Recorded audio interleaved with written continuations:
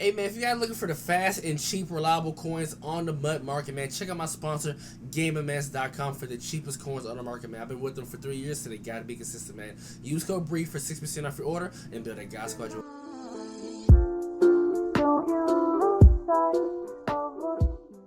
Remember, we're back here with another video. Today we'll be telling you guys which one is the best to pick for Harvest Part 2. Your free 92, would be your free from the solos, or even from your vouchers. Now I will say this is definitely like 10 times better than what we got last week. So any of these 6 players I do recommend. I'm just doing it from worst to best, and it also depends on which position you really need on your team and what you're lacking. That's what you can ask me or Discord, and don't be picking middle linebackers on your team when we all know middle linebackers are really not needed right now in the game for the 2 people in my Discord.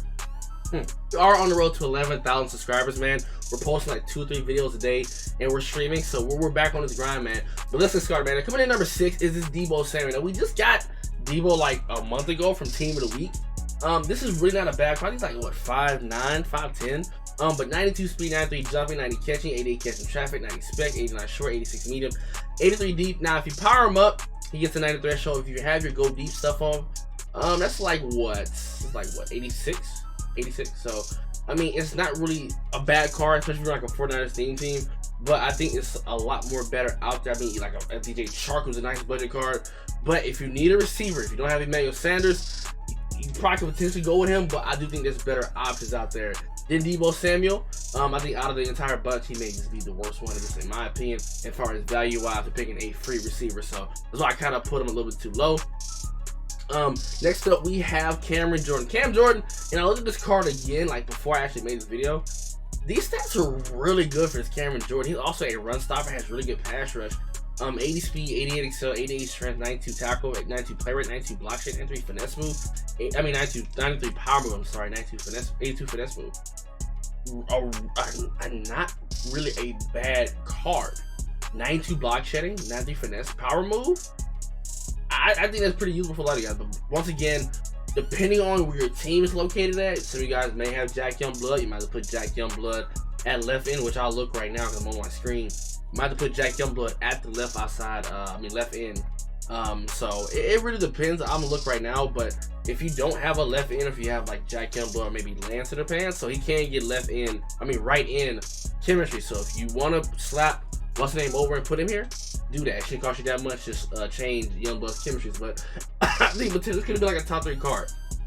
Next up, we have Mark Andrews. Now, we all know tight ends are very, very OP in this game. Pitts especially, even still Kittle. But if you guys are probably just not getting to level 50 or working towards it, which I did think you guys should get there regardless, this card can replace your Kittle. 89 speed, has the run blocking of a Kittle, but more speed. So just imagine this card in your lineup with more, in a Kittle with more speed. So I'm thinking about, he looks really good. 89 speed, 78 strength, 91 catching, 89 catching traffic, 90 spec, 89 short, 88 medium. I don't know what the deep is, but this is a really good card for Mark Andrews. So I think this also could have been like number 3 in my opinion. Yeah, I think this could have been potentially top 3. It depends on your spot. But I do think that this, I think right now, because most of you guys do have Pitts, most of you guys do have Kittle or any other guys for your tight end, or maybe even Waller. But I think he deserves to be on the spot right here. Now we get to the top 3. Elijah Tucker. Now, I do think if you want to speak Mark Andrews, you can. But lineman is so very, very important. Because for one, they get screwed over. With people with blitzes and they doing all adjustments, it glitches them out. They don't even react most of the time anyway. So you really want to spend your coins on that's going to get you messed up. That's why I always recommend you guys pick lineman for free. I really wouldn't go spending $200-300K on lineman. But when someone run like a pinch 2 blitz from cover 2, he's going to sit there and glitch out. So I do think if he hits all of the 90 thresholds, especially when you power him up for power block, run block power. So why not pick him? So I know some of you guys may have him. If you run a theme team, even better. But this here, I think he could have been number 2. I always recommend lineman, honestly, in my personal opinion, if you're depending on your team. But I do think he deserves to be number 3 on this list. 92 strength, 91 awareness, 91 pass block power is 90, pass block finesse is 90, run blocking is 91, run block power is 89, and run block finesse is 93. So this is definitely one of the best probably linemen going to be in this game.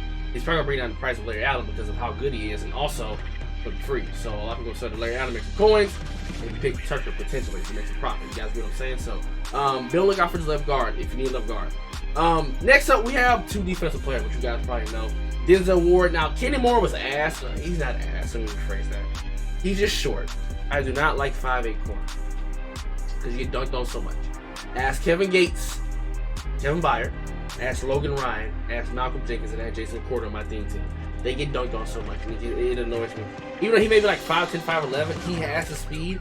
And the reason why I also do recommend him is because, for one, he has 90 threshold. And most of you guys don't have DB cards, so this kind of helps you out a little bit, you can react a little bit better. He even has 87 play rec, so if you power him up and slap on your DB boost, you can close to 90 play rec. So 92 speed, 93 excel, 91 agility, 92 jumping, 87 play rec, 92 man, 90 zone, 91 press. This is a war card, gonna be really, really good for a free card, especially guys lacking corners. Go ahead and pick him. I do like the Denzel Ward card. This card I recommend, and I am for sure picking on my team for no money spent. Maybe potentially God Squad. It's Justin Simmons.